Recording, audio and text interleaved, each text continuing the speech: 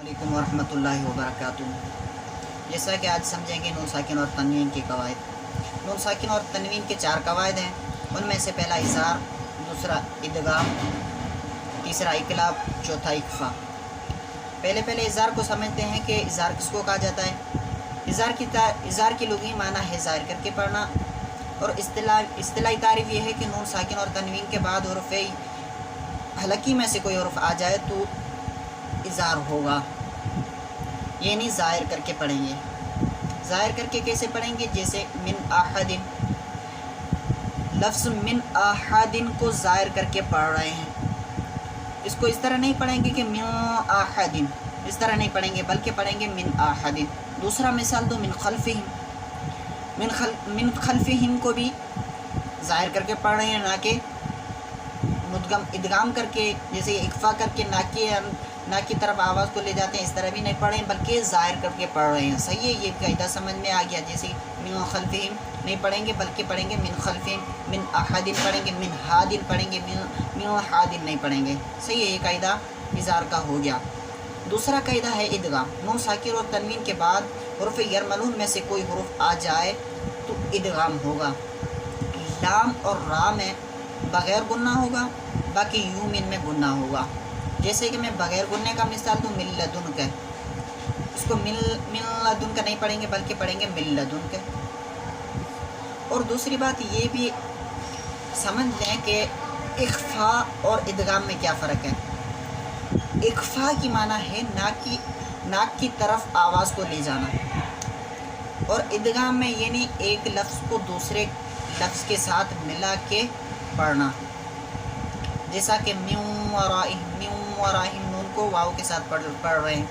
इसी तरह मिन लदुन का, इसमें भी इसी तरह नून को लाम के साथ मिला के पढ़ रहे हैं। ये भी कायदा समझ में आ गया। यानी नून साकिन और तनवीन के बाद हुरूफ़ यरमलून में से कोई हुरूफ़ आ जाए तो इदगाम होगा, लाम और रा में बग़ैर गुन्ना, यानी यूमिन में गुन्ना होगा। जैसे मिन वराइहिम, मिन लदुन का, ये तो बग़ैर गुन्ने का मिसाल है। ये भी कायदा अल्हम्दुलिल्लाह समझ में आ गया। अब समझ गए इक़लाब को। नून, ये इक़लाब तो आसान है, इसके अंदर कोई दिक्कत और परेशानी नहीं है। इक़लाब नून साकिन या तनवीन के बाद लफ्ज़ बा आ जाए तो इक़लाब होगा। जैसा कि मिन बादी।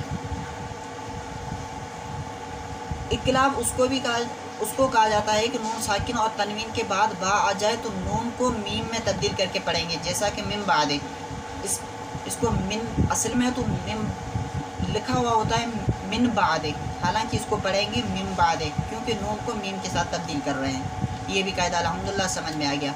अब समझते हैं इख्फा को। नून साकिन और तनवीन के बाद हुरूफ़ इख्फा में से कोई हुरूफ़ आ जाए तो इख्फा ही होगा।